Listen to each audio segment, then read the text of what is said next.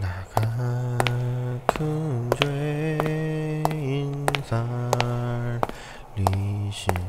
아야! 이게 뭐야?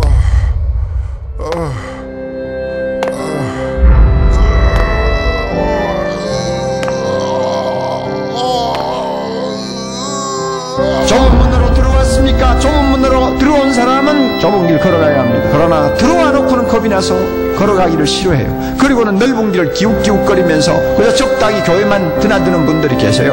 그 결과 반드시 영생을 얻을 수 있다고 아무도 장담할 수가 없습니다. 생명이 실제가 됐다면, 이 신앙이 실제가 됐다면, 이 복음의 진리가 실제가 됐다면, 천국이 실제가 됐다면 억지로 죽지 못해 하는, 그냥 어렵고 힘들고 쥐어짜듯이 하는 이런 신앙생활이 난 존재할 수가 없다는 것입니다.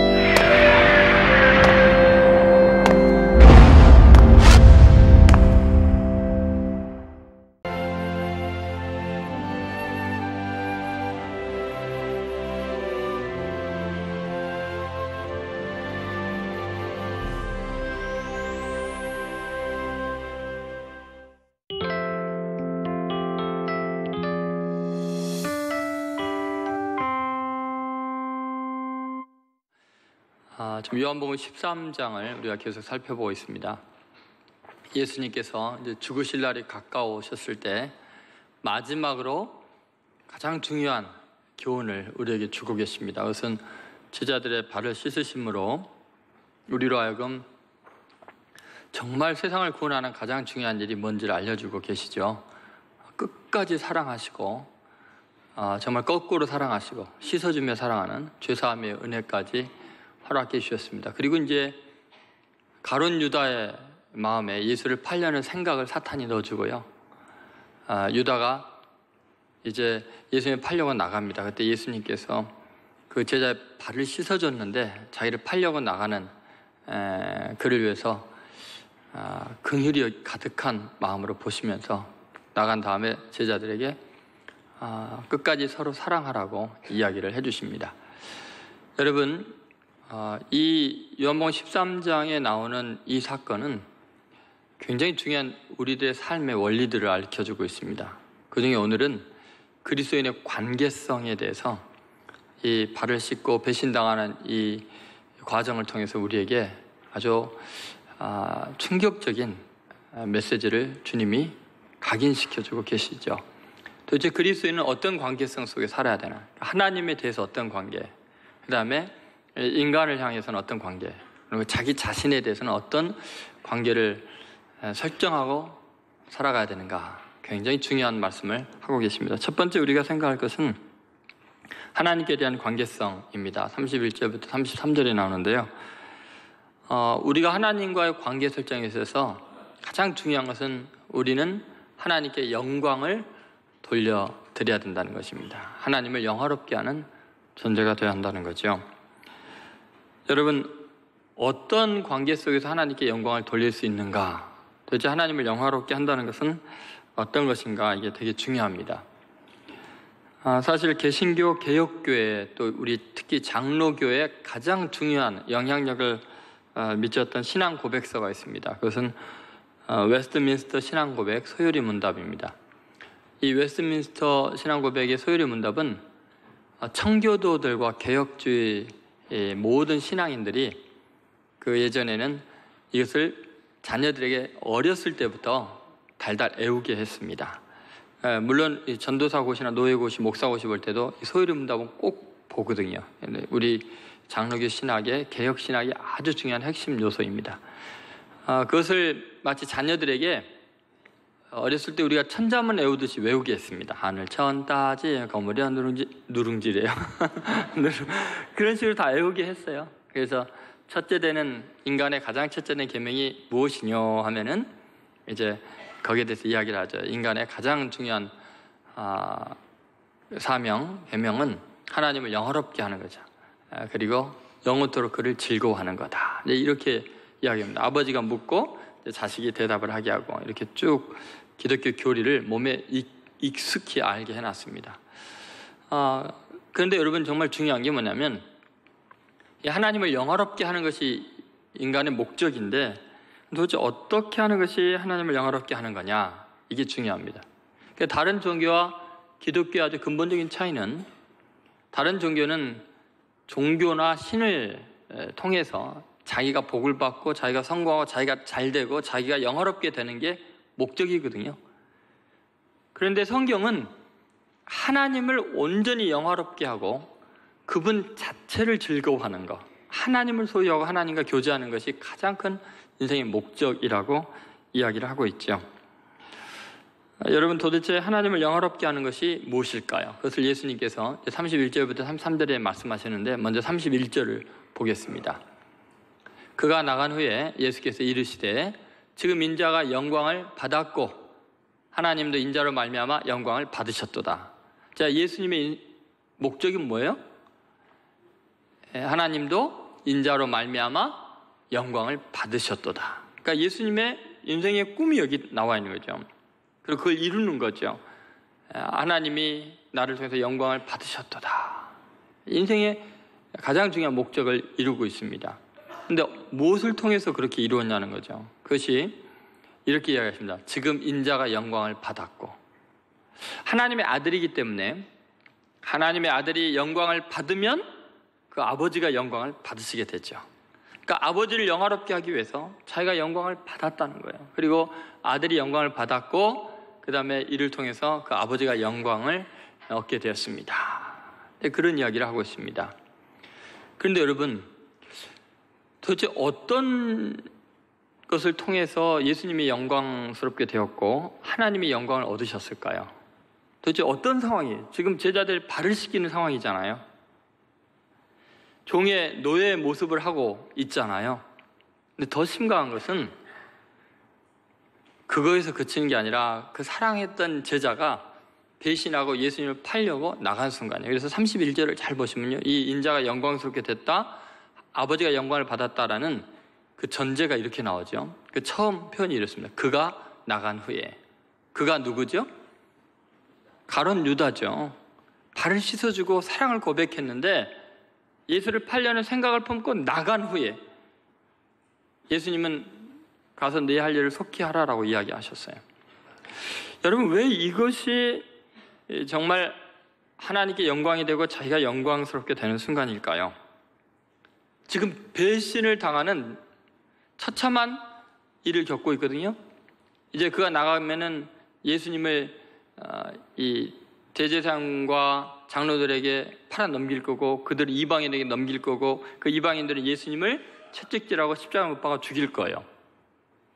그런데 왜 그 배신과 죽음의 출발점에서 인자가 영광을 얻었다라고 이야기를 하실까요? 이것을 통해서 하나님이 영광을 얻었다라고 이야기할까요? 여러분, 이해가 되십니까? 불행한 사건 앞에서 왜 자신이 영광을 얻었다고 이야기할까요? 여러분, 여기서 중요한 원리는 뭐냐면요, 우리가 하나님을 영화롭게 한다는 것은 하나님과 나와의 관계 속에서 이루어지는 게 아니라는 거예요. 거기에 제3자가 있는데 그것은 원수죠. 배신하는 자죠. 나를 해하는 자죠. 그 원수를 내가 어떻게 대하느냐가 내 자신의 크기를 결정할 뿐만 아니라 하나님께 영광이 되느냐 안 되느냐를 결정한다는 거예요. 이것이 굉장히 중요합니다. 여러분, 우리는 그런 생각을 합니다. 내가 원하는 대로 이루어지는 것, 그래서 원수를 제거하는 것, 그래서 승리를 얻음으로 내 하나님께 영광을 돌리는 것, 이렇게 생각을 하거든요. 이것이 기존에 하나님께 영광을 돌린다는 생각과 완전히 대치되는 예수님의 생각입니다. 여러분이 정말 하나님께 영광 돌리는 자식이 되게 해달라고, 또 내 삶이, 내 사업이 하나님께 영광을 돌리게 해달라고 할 때 어떻게 되는 거예요? 대적보다 훨씬 뛰어나지고 제거하고 승리하고 이겨야 된다고 생각하잖아요. 근데 예수님은 그렇게 말씀하고 있지 않습니다. 그렇게 살아가지도 않으셨습니다. 여러분, 원수를 어떻게 대하느냐, 그것이 하나님의 영광과 직결된다는 거죠. 여러분, 세상과 다른 차원의 예수님의 반응을 한번 잘 생각해 보십시오. 그에게 완전히 자기 자신을 내어 맡기셨습니다. 원수의 뜻대로 이제 넘겨지게 되고 팔리게 되고 그리고 처참하게 죽임을 당하게 됩니다. 처음부터 끝까지 예수님은 완전하게 자기를 내어주심으로 놀랍게도 자신이 영광스럽게 되었다라고 이야기를 하고 있습니다. 세상 사람들이 볼 때는 이건 완전한 실패예요. 제자들이 버림받고 있으니까요. 근데 여러분, 왜 이것이 하나님에게 영광이 된다고 생각하십니까? 예수님 왜 이런 식으로 이야기했을까요? 여러분은 여기에 동의하십니까? 여러분, 이것이 가능한 이유는요, 이것은 하나님의 섭리에 대한 완전한 믿음 속에만 이게 가능하거든요. 하나님께서 이 모든 것을 합력하여 선을 이루시고, 하나님은 실패하지 않는 분이고, 하나님은 이 원수들의 악함과 배신과 이걸 통해서 주님의 뜻을 이루실 것을 온전히 믿는 거예요. 다시 말해서 하나님의 놀라운 지혜와 그 부요하심과 큰 사랑과 역사를 주관하시는 그 주권, 모든 걸 인정하는 것이 원수 앞에서 너그러운 거예요. 내 자신을 다 내어놓는 거예요. 이 모든 것은 하나님의 말씀에 순종함으로 이루어지는 거기 때문에 그래요.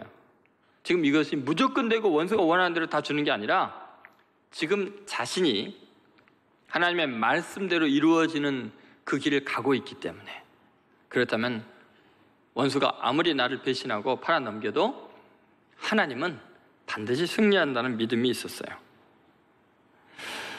여러분, 우리는 때로 내가 원수를 이기느냐 지느냐로 내 영광이 결정된다고 생각하고 하나님의 영광이 결정된다고 생각하는데, 그것은 일반인들, 세상 사람들이 하는 생각이에요. 근데 그것이 교회 안에 보편적으로 들어와 있는 거죠. 세속화되어 있는 거죠. 그게 아니고 예수님의 방법은 철저하게 하나님을 영화롭게 하는 건데, 그것은 하나님께 대한 믿음의 여부는 내가 원수에게 어떻게 반응하는가의 여부에 달려 있어요. 여러분, 원수가 아무리 날뛰고 별짓을 다 해도 나를 십자가에 못 박아 죽게 할지라도 그 원수보다 하나님은 더 크시고, 하나님의 이 모든 원수의 행위를 통해서, 계략을 통해서 하나님의 뜻을 이루시고 내게 가장 큰 복을 주시고 내가 이 땅에 온 사명을 완수하실 거다, 그 믿음이죠. 그것은 하나님에 대한 너무너무나 놀라운 믿음이에요. 여러분의 생애 속에서 이 믿음이 있다면요, 원수를 향해서 너그러워지죠. 억울한 일을 당하고 실패한 것 같은 상황 속에서 미소를 지을 수 있죠. 그만큼 큰 사람이 되는 거죠. 그래서 위대해지는 거예요. 원수 앞에서 증오하지 않고, 격분하지 않고, 좌절하지 않고, 그렇게 당하고 죽어가면서도 미소를 지을 수 있는 큰 사람이 되는 거죠. 그것은 하나님을 대단히 영화롭게 하는 거예요. 원수의 간담이 서늘해지는 거죠. 이 녀석 어떻게 된 거지? 하나님이 살아계신 걸 너무 명료하게 믿잖아. 자기 목숨이 죽어가고 고통당하고 배신당하는데도 여유가 있는 거 보니까 정말 하나님의 살아계심을 인정하는구나. 그러면 정말 혹시 하나님이 살아계신 게 아닐까? 어떻게 죽어가면서도 웃을 수 있지? 사랑할 수 있지? 그래서 원수가 두려움에 떨게 되는 거죠. 여러분을 누군가가 비난하고 괴롭혀도요, 하나도 흔들리지 않고 당당할 수 있는 것은 하나님에 대한 절대적인 신뢰가 아니면 불가능합니다. 진짜 하나님을 영화롭게 하는 사람이 아니면 이거 불가능합니다. 그래서 믿음이 있다는 것은 원수를 향한 태도를 통해서 고백하는 거지, 나 홀로 하나님 앞에 서서 아무리 주님을 찬양합니다, 주님을 믿습니다 해도 진짜 믿느냐 안 믿느냐는 원수를 어떻게 대하느냐를 보면 대번에 알아요. 다윗이 사울 왕이 자기 죽이려고 해도 하나님의 섭리 앞에 다 내려놓잖아요. 여러분, 32절을 한번 보시죠. 같이 있습니다. 만일 하나님이 그로 말미암아 영광을 받으셨으면 하나님도 자기로 말미암아 그에게 영광을 주시리니 곧 주시리라. 그렇게 예수님이 당신 자신을 다 내려놓고 원수에게 내어 맡김으로 하나님의 섭리와 하나님의 주권을 인정한다면, 그렇게 하나님께 영광을 돌리면 하나님도 자기의 능력으로 자기로 말미암아 그에게 영광을 주시리라. 이게 믿음 아니에요? 이게 하나님을 영화롭게 하는 것 아니겠습니까? 하나님은 반드시 내가 8년 넘겨지고 처참하게 죽임을 당하지만 나를 살릴 것이고 나를 영화롭게 할 걸 믿습니다. 이게 하나님을 영화롭게 하는 것입니다. 그래서 33절에 보면 이제 이렇게 이야기를 하십니다. 같이 있습니다. 작은 자들아, 내가 아직 잠시 너희와 함께 있겠노라. 너희가 나를 찾을 것이나 일찍이 내가 유대인들에게 너희는 내가 가는 곳에 올 수 없다고 말한 것 같이 지금 너희에게도 이르노라. 그럼 예수님이 지금 내가 가는 곳에 그곳에 너희는 올 수 없다 이렇게 말하죠. 하나님의 완전한 뜻을 이루는데 세상 사람들이 가는 길과 예수님이 가는 길이 너무 다르다는 거예요. 유대인들은 하나님의 영광을 위해 살겠다고 하면서 원수를 죽이거든요. 제거하거든요. 무력으로라도 이기려고 하거든요. 그러니까 그 길을 갈 수가 없어요. 근데 예수님은 자기 자신을 십자가에 못 박는 자들을 위해서 기도하시면서 결국 부활의 영광을 통해서 하나님의 놀라운 영광을 드러내시고야 맙니다. 큰 사랑을 나타내고야 맙니다. 그래서 어떤 인간도 상상할 수도 없는 일이고요. 따라갈 수 없는 거룩한 길이었습니다. 십자가의 길이지만 그거야말로 하나님의 섭리와 주권과 사랑을 완벽하게 인정하는 놀라운 하나님께 영광을 돌리는 길이었습니다. 결국 우리는 모든 원수의 행위를 통해서 하나님의 완전하심을 드러낸 놀라운 신앙 고백을 할 수 있습니다. 여러분, 놀랍게 예수님은요, 하나님의 뜻을 이루는데 완전하게 자신을 원수에게 내어주면서도 완벽하게 하나님의 말씀을 다 성취하셨어요. 그러니까 내 기분과 내가 원하는 뜻대로 이루어지면서 하나님의 영광을 돌리는 게 아니라요, 내 뜻과는 반대로 아버지의 뜻이 이루어지기를 바라면서 매 순간에 사랑으로 용서로 이해로 반응하시면서 자기 자신을 완전히 내어주고 처참하게 죽임을 당하면서 하나님을 영화롭게 하는 거예요. 그것이 진정한 의미의 영광을 돌리는 방법입니다. 여러분은 어떤 식으로 하나님께 영광을 돌리고 계십니까? 이렇게 예배에 나와서 예배 드리는 거, 그 대단히 훌륭한 일이죠. 하나님을 찬양하는 것, 또 열심히 일해서 많은 돈을 벌고 그걸로 하나님의 사업에 헌신하는 것, 여러분 대단히 훌륭한 일입니다. 하나님을 영화롭게 하는 일이죠. 그러나 다른 종교도 그것은 다 합니다. 자기 신들에게 예배하고요, 헌금하고요, 봉사하고요. 그런데 하나님께만 영광을 돌릴 수 있는 유일한 기독교만의 진짜 영광이 뭐냐? 원수를 사랑하는 거죠. 억울하게 당하는 것 같으면서도 축복할 수 있는 것, 하나님의 섭리를 믿으니까. 이것은 예수님만이 하신 것이요, 우리 그리스도인만이 할 수 있는 정말 하나님의 주권을 인정하는, 그분의 능력과 권능과 사랑을 인정하는 놀라운 영광이죠. 그래서 그렇게 나를 배신하고 팔아넘기는 그 모든 과정 속에 순간순간 하나님의 뜻에 순종할 수 있는가, 그게 성공의 여부예요. 그러니까 원수를 내가 제거하느냐 이기느냐의 문제가 아니라 그 원수의 모든 공격 앞에서도 하나님의 뜻대로 반응할 수 있느냐. 그러면 실패하냐 성공하냐 문제가 아니에요. 내가 이기느냐 지느냐 문제가 아니에요. 그대로 하나님의 말씀대로 반응할 수 있고 하나님께 모든 걸 맡길 수 있으면 세상 사람들이 보기에는 완전한 실패자인 것 같지만 가장 큰 성공자가 돼요. 여러분, 예수님의 33살의 생애는 성공한 거예요, 실패한 거예요? 대답을 안 하는 이유가 뭡니까? 예? 성공이 실패예요. 대답이 어렵지요. 성공이라고 하자니 자기가 그렇게 될까봐 두렵고, 추구하는 게 다르니까. 완벽한 성공이죠. 자기 주도적인 게 아무것도 없는 것 같은데 철저하게 하나님의 뜻을 이루잖아요. 원수가 맘대로 예수님을 취급했고, 제자들은 배신하고, 백성들은 십자가 못 박고 소리 지르고, 이방인 로마 군병들은 십자가 못 박고 잔인하게 채찍질하고. 그런데 완벽한 성공이, 왜 성공이냐면 하나님의 완전한 주권을 인정하는 고백이었으니까, 하나님의 완전하신 사랑을 드러낼 수 있었으니까.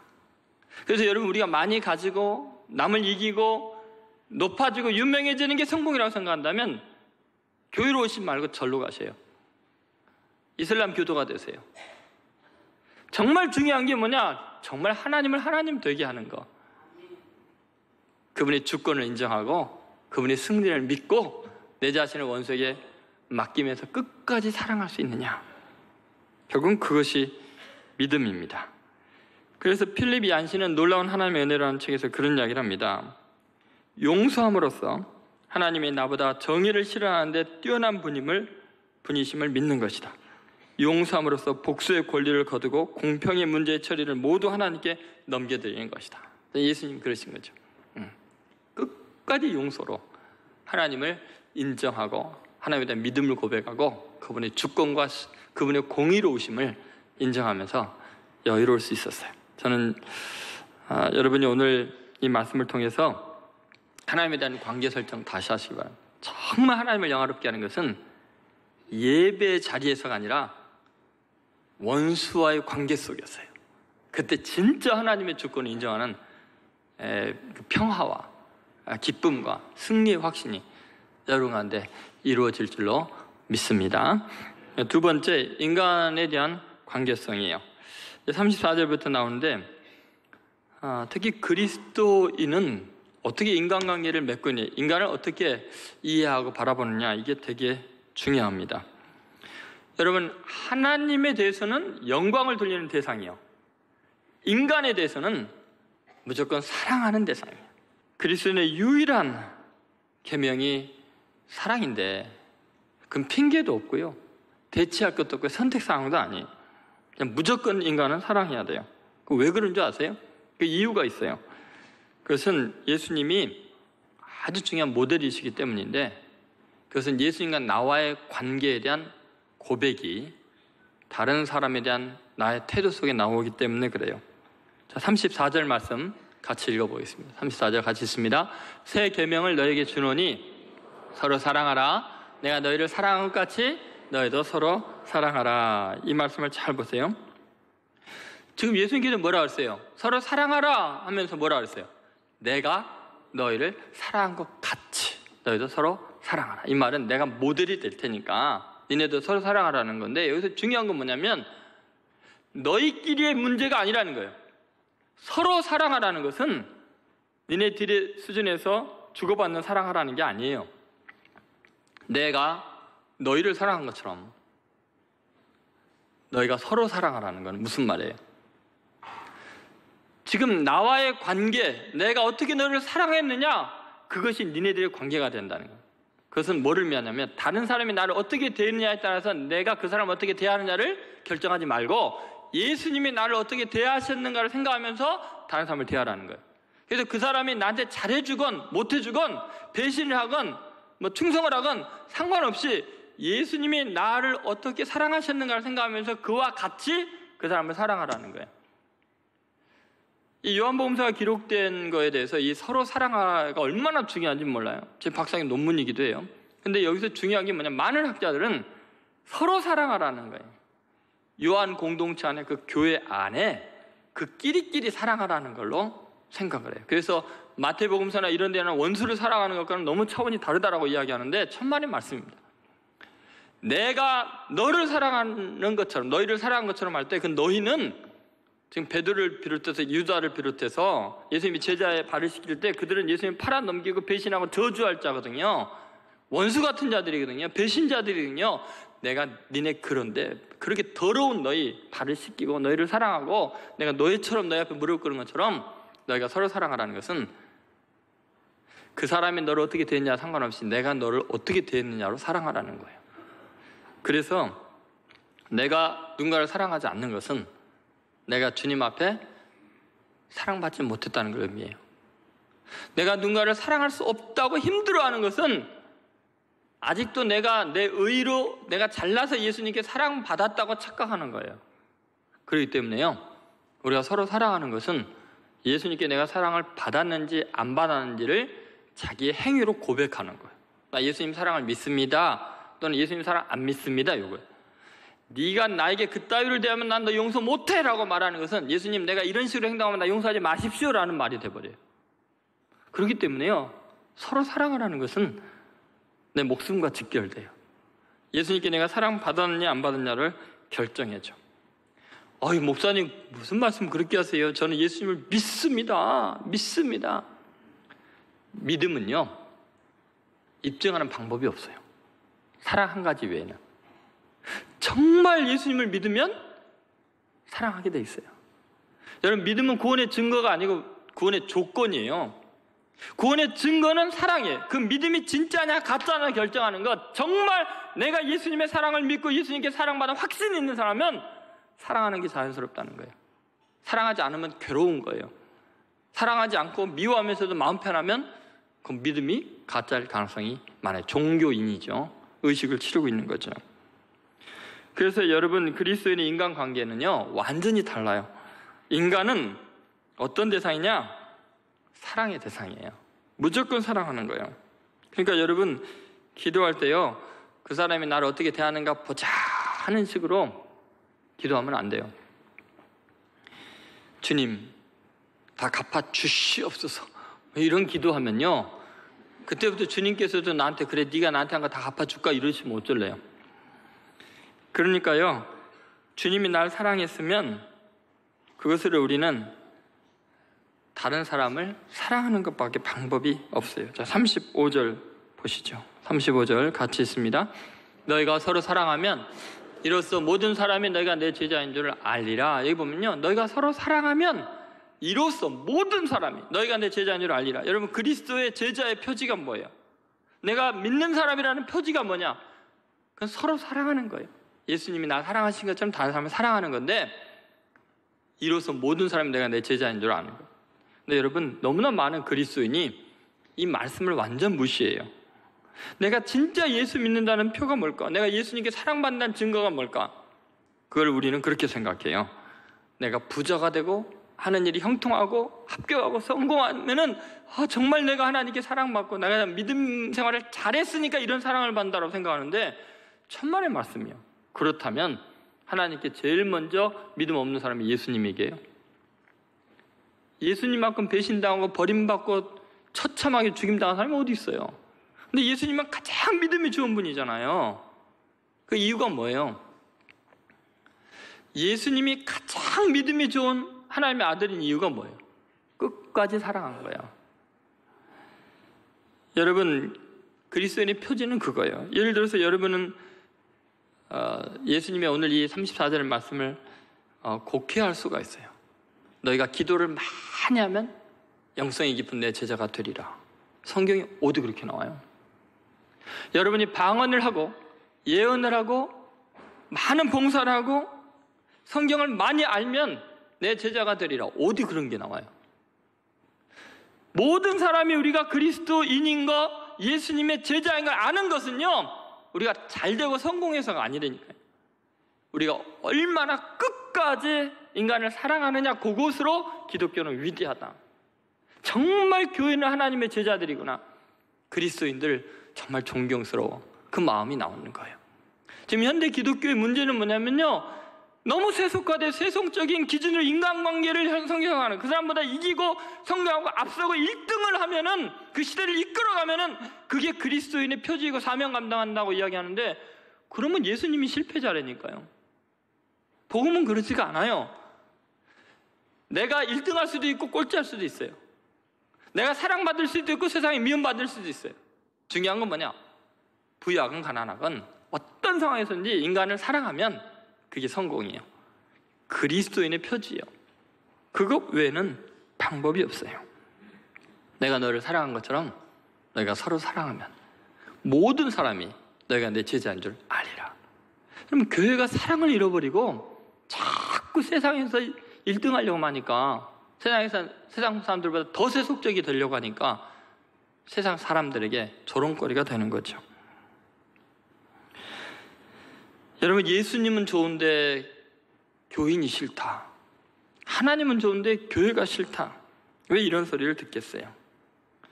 너무나 많이요, 그리스도인들이 하나님을 사랑하고 하나님을 위한답시고 어떤 교리를 수호하려고 하고 어떤 전통을 수호하려고, 어떤 신앙의 스타일을 수호하려고 그래요. 그것 때문에 교파가 계속 갈라지잖아요. 어떤 교리를 수호하기 위해서 계속 교파가 갈라지고 서로 싸우고 기독교 연합기관들이 매일 깨지는 이유가 뭐예요? 뭐를 위해서? 어떤 이념, 어떤 가치, 뭐를 위해서예요 도대체? 유일한 새 계명인데 이것 깨뜨리면서 다른 걸 뭘 지키겠다는 거예요. 대단히 어리석은 거죠. 그러니까 그리스도인의 이미지가 망가지고 있는 거죠. 여러분, 정말 중요한 것은 하나님이 우리에게 베푼 사랑이에요. 요한복음 3장 10절에 하나님이 세상을 이처럼 사랑하사 할 때 그 세상은 종교인을 말하는 게 아니잖아요. 훌륭한 교리를 잘 알고 있는 사람을 사랑해서 구원한 게 아니잖아요. 그 세상은 악하고 자기의 구주가 오셨는데 십자가 못 박아 죽이고 빛보다 어둠을 더 사랑하는 그 세상이잖아요. 하나님이 그 세상을 사랑했잖아요. 그러니까 여러분, 정말 중요한 것은 뭐냐면 우리는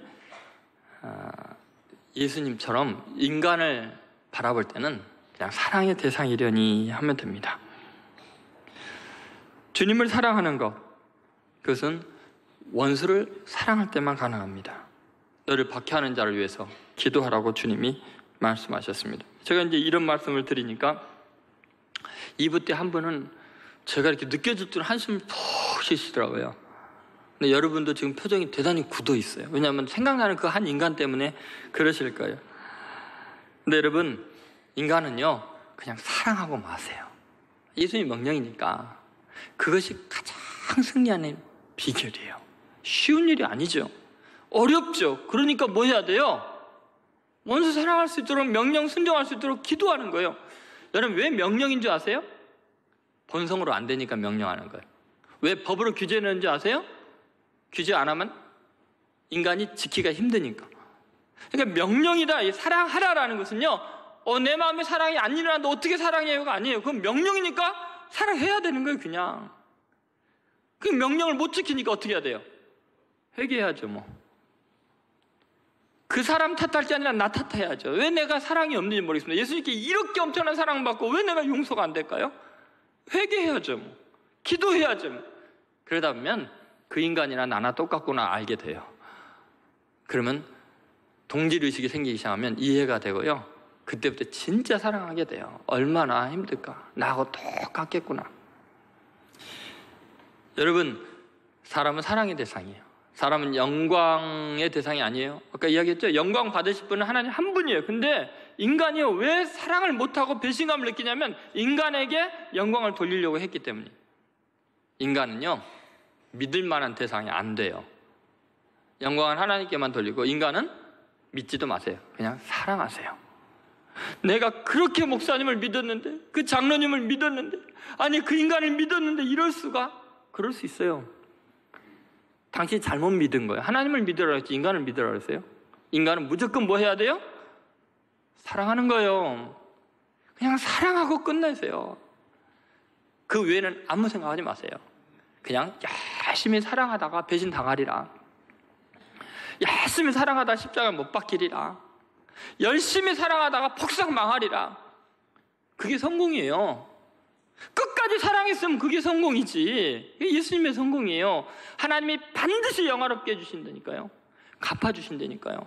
얼마나 위대하게 하실지 하나님만 했어요. 여러분, 인간을 너무 의지하지 마세요. 그 어떤 대상도 영광 받을 대상은 아니에요. 그냥 사랑하세요. 여러분은 목회자를 믿습니까? 목회자를 사랑합니까? 여러분, 장로님들을 믿습니까? 장로님을 사랑합니까? 사랑하시라니까요. 여러분은 구역에 있는 그 까다로운 권사님을 사랑하십니까? 믿습니까? 사랑하라니까요. 믿으란 말 안 했어요. 사랑하셔요.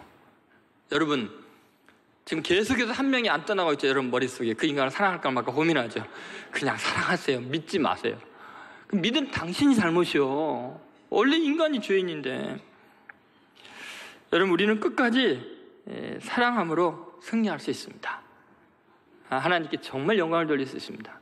사랑으로 승리하는 성도들 되시기를 주의 이름으로 소원합니다. 세 번째, 자신에 대한 관계성의 문제예요.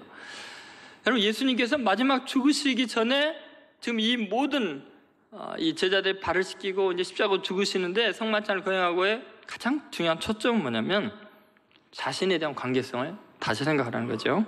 그게 뭐냐면 자기 확신 금지예요.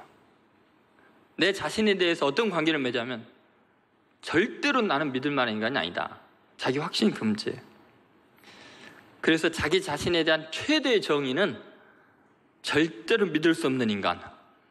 이게 자기 자신에 대한 인식이어야 돼요. 한번 따라하세요. 절대 믿을 수 없는 인간. 그게 당신이요. 내 자신이요.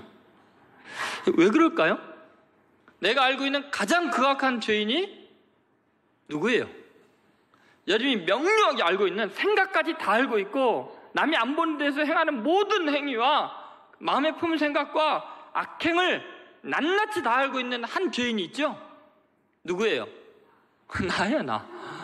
그렇잖아요. 다른 사람들의 죄는 어쩌다 그 사람이 감추다가 드러난 거니까 조금이에요. 사실은 뉴스 보도된 거나 소문 들은 거, 그거 얼마나 과장된지 어쩐지 몰라. 구체적으로는 몰라. 그런데 아주 세밀하게 생각까지 깊이 있게 모든 것을 목격하고 분명히 한, 부인할 수 없는 확실한 죄인은 세상에 딱 한 명인데 자기 자신이에요. 그러면 여러분, 정직한 사람은요, 자기 자신을 믿을 수 없는 인간인 거 알아요. 여러분이 그동안 만난 사람 중에서 가장 약속을 많이 어긴 인간이 누구예요? 자기 자신이에요. 근데 여러분, 자기 자신을 믿는 건 얼마나 어리석어요.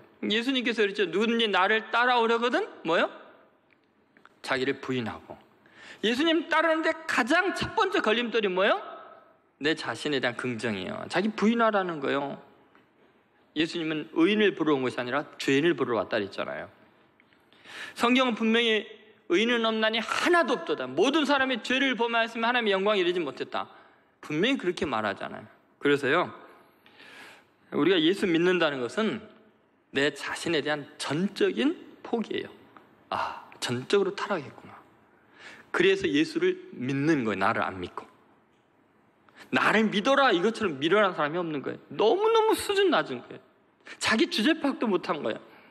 그래서 예수님을 믿습니다라는 말은 다른 종교와 완전히 다른 거예요. 내 자신을 전적으로 부정하는 거예요. 나는 희망이 없는 인간입니다. 시몬 베드로가 이르되 주여 어디로 가시나이까? 예수께 대답하시되 내가 가는 곳에 내가 지금은 따라올 수 없으나 후에는 따라오리라. 여러분, 이 36절이 있기 전에 앞에 예수님께서 33절에서 내가 가는 곳에 유대인들 너희들은 올 수 없다 이런 이야기를 했거든요. 그 다음에 34절 35절에서 예수님이 무슨 말 했어요? 그러니까 니네들은 어디에 집중해야 되냐면 서로 사랑하라는, 내가 너희를 사랑한 것처럼 서로 사랑하라. 그랬더니 베드로가 이 36절에서 엄청난 이야기를 하고 말아요.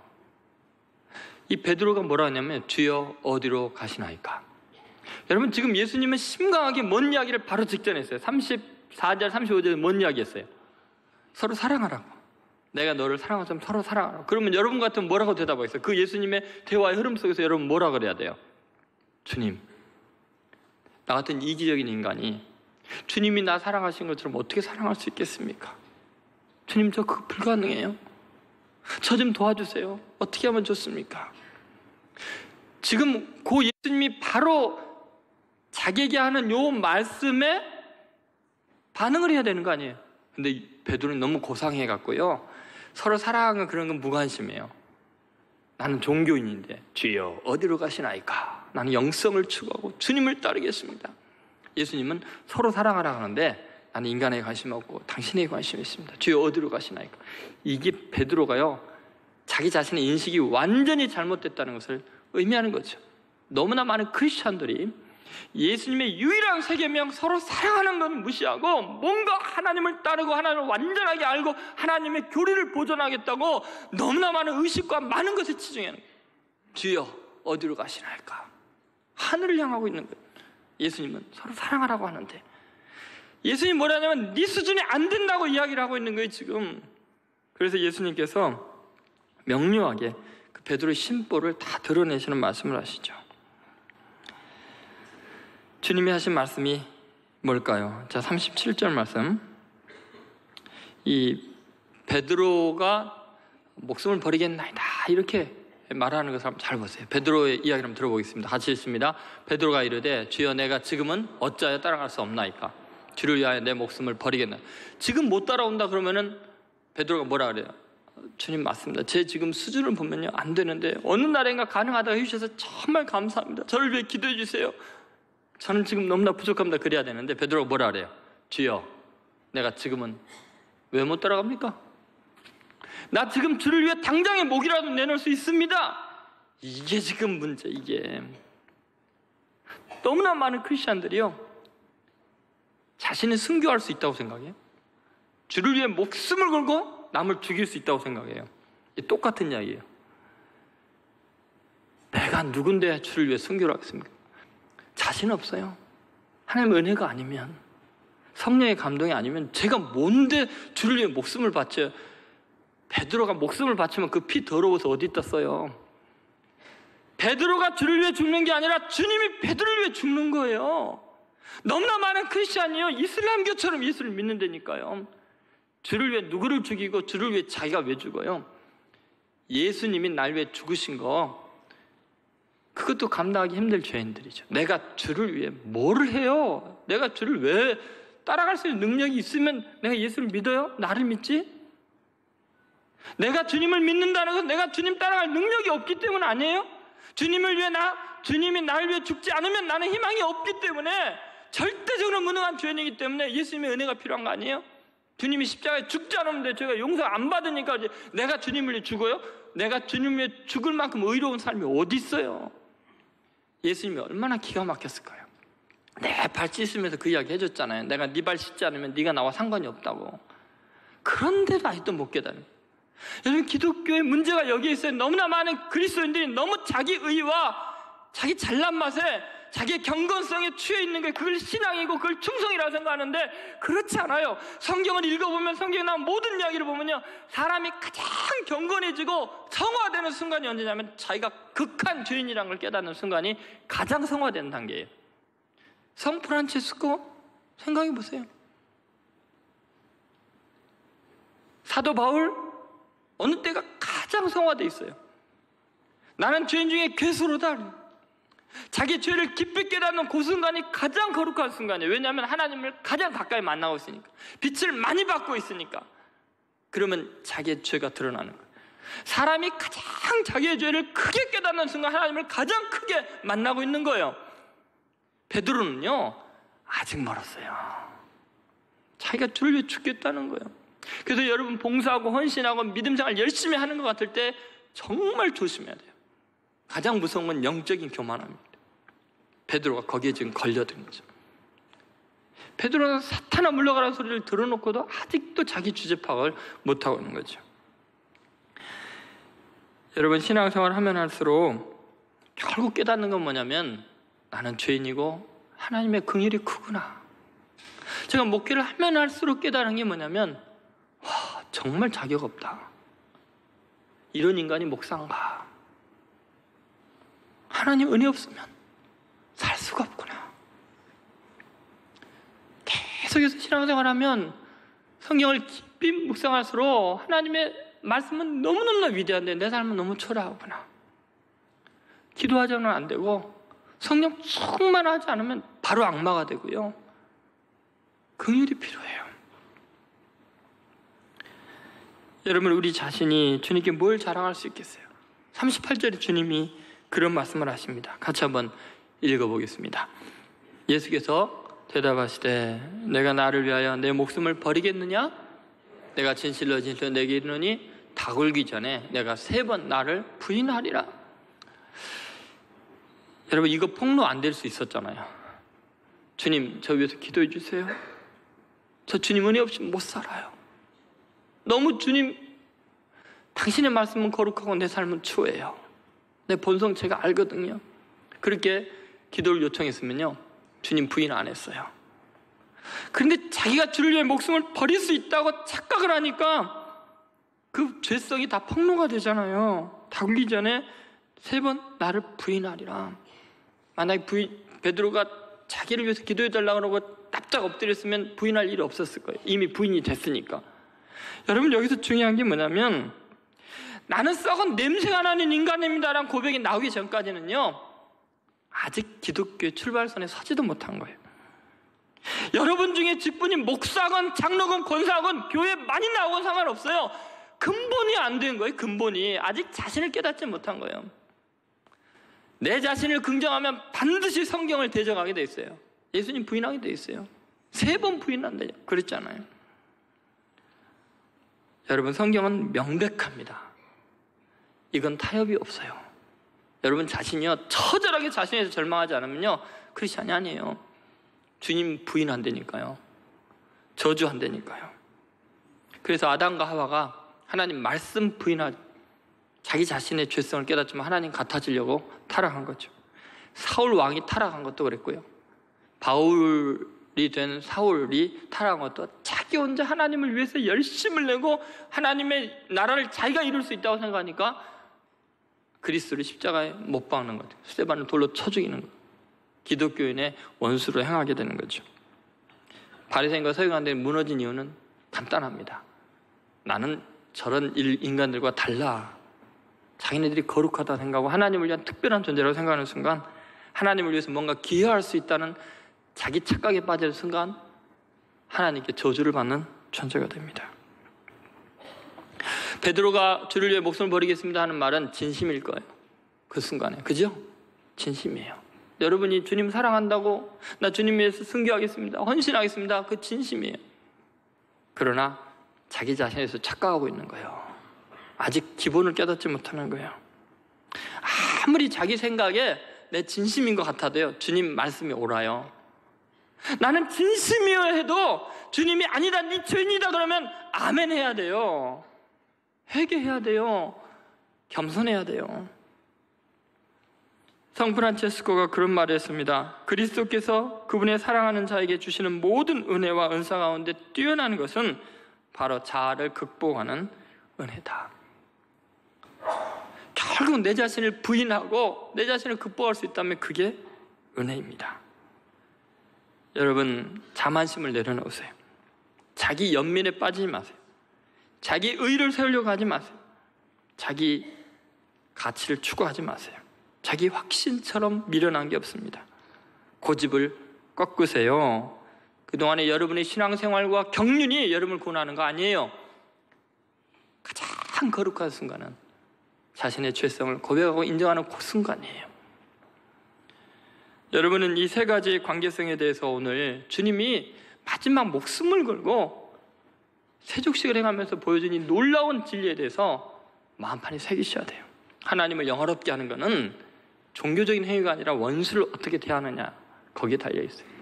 인간은 무조건 내가 사랑할 대상이에요. 왜냐하면 주님이 나를 그렇게 사랑했으니까. 자기 자신은 믿을 대상이 아니에요. 오직 은혜만, 오직 주님만 믿는 거예요. 그렇게 그리스도인으로 겸손하게 거듭나고, 오늘 이 말씀이 일생 동안 잊혀지지 않아서 여러분의 삶을 누가 봐도 참으로 그리스도의 제자다, 겸손한 사랑의 사람, 그렇게 감격하는, 세상을 감동시키는 성도들 되시기를 주의 이름으로 축원드립니다.